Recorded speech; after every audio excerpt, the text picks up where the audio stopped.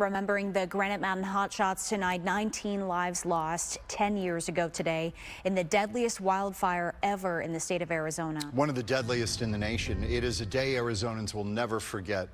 The Yarnell Hill Fire claimed the lives of the 19 members of the Granite Mountain Hotshots crew. In Prescott, the Granite Mountain commemoration team hosted a public memorial outside the Yavapai County Courthouse.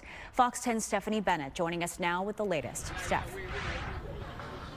John and Christina, a very emotional ceremony. It just wrapped up about half an hour ago. There wasn't a dry eye in the house. There was a huge crowd here, people gathering from not just across here, not just across northern Arizona or the state, but some across the country coming here to honor the lives. Now take a look. This is the scene of where this happened. There are photos still lined up there as everybody starts to dismantle the stage here. We've been hearing from guest speakers, including Governor Katie Hobbs, Prescott Mayor Phil Good, the son of a fallen hotshot, Andrew Ashcraft, as well as many people who were on duty that day, and also the only surviving member of that hotshot crew was also in attendance to read a prayer. The honor guard, they took center stage, and there was also a flyover out of Luke Air Force Base flying the missing man formation. They also had several bell ringings, 2 of them ringing out 19 times and reading their names, honoring each life lost. Take a listen. Eric Marsh.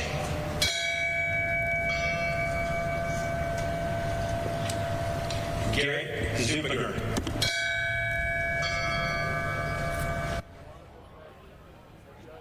Today, hotshots are to fire departments what special forces are to branches of the military. They're a highly trained team of firefighters who battle the hottest part of forest fires. It was this day 10 years ago, June 30th, 2013, when a fast-moving wildfire southwest of Prescott continued to grow. That afternoon, thunderstorms caused the winds to shift and unfortunately pushed the fire much faster in a different direction, cutting off the Granite Mountain Hotshots escape route. 19 members perished that day, most of which were only in their 20s. Officials say it was the worst disaster for U.S. firefighters since the 9/11 terrorist attacks. But today, their legacy lives on.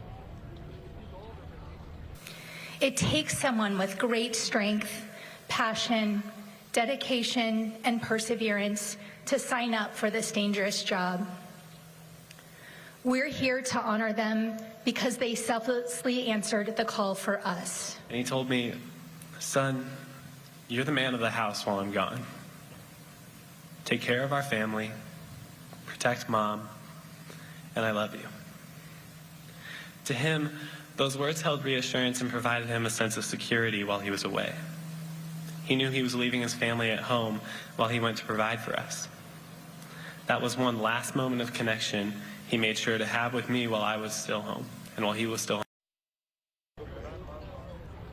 Now, that fire burned nearly 8,500 acres. 130 buildings were damaged or destroyed, and an additional 20 people were also injured. About a year apart, or a year after that, I should say, they placed a memorial park on that burn scar, and so far many other memorials have been popping around. If you walk here around town in Prescott, you see murals, you see other things like that, and they are also dedicating another one later today. Guys, back to you. Steph, thanks. The lone survivor of the elite Arizona firefighting crew was serving as a lookout that day and relaying key information to his colleagues when the raging wildfire took a nasty turn and trapped them in that canyon and overtook them. Brendan McDonough was assigned to be a heads up on the hillside for the team. He notified the hotshots that the weather was changing rapidly and told them the fire had switched directions because of a change in wind direction. The flames forced him to abandon his position, and he received a ride to safety from another hotshot crew. He has written a book about that day called Granite Mountain. A more intimate gathering is going on in the town of Yarnell. The town of the Granite Mountain Hotshots gave their lives to protect. A special ceremony at the Yarnell Hill Fire Memorial Park. Fox 10's Webb joins us live from there tonight. Brian?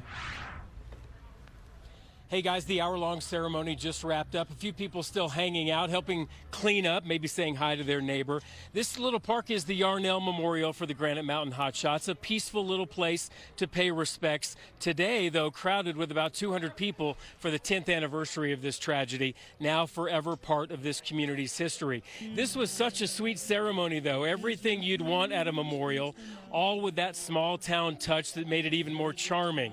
A flag presentation, a wreath laying, bell ringing, a few songs and prayers, and then an ill-timed flyover right in the middle of a speech, all adding to its charm and getting a few laughs too.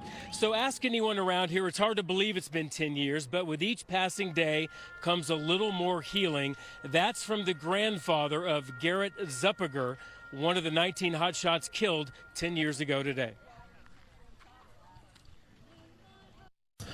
One theme that we wanted to project in this park is they lived. You can see the joy in their faces in this picture. This is not a place for mourning, but a place to contemplate their sacrifice. Lives lived fully and in the best of ways. Lives that had a great influence on those that surrounded them.